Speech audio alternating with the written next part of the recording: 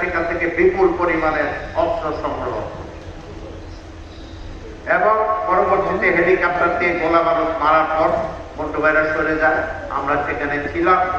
আজকে এরকম খন্ড খন্ড অনেকগুলো যুদ্ধ মন্টু ভাই সম্পর্কে ভাবে করে ঢাকা শহরের যে বিভিন্ন জায়গায় যে সমস্ত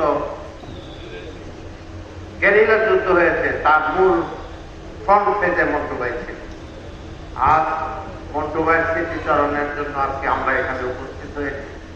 আমরা চাই তার আত্মজমিনের উপর বই লেখা হোক।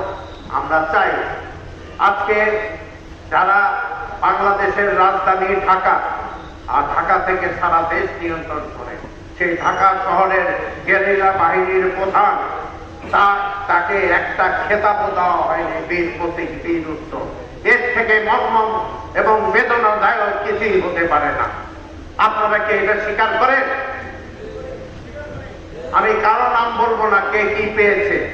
উনি যদি ঢাকা একটা ক্যাপিটালের একটা রাজধানীর গেরিলা বাহিনীর প্রধান হয়ে থাকেন, উনার জন্য কি একটা খেতাব প্রয়োজন ছিল না? কিন্তু আমরা আজ পর্যন্ত চোখে দেখতে পাই নাই উনি একটি খেতাবের জন্য।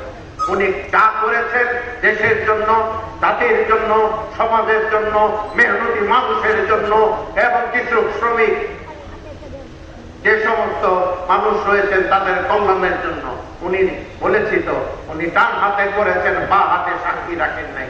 আজ উনি কখনো এই ধরনের লোভী মনোভাব ছিল না যে আমি এই করেছি আমাকে এই পেতে হবে। উনি বলেছেন বঙ্গবন্ধু নির্দেশ দিয়ে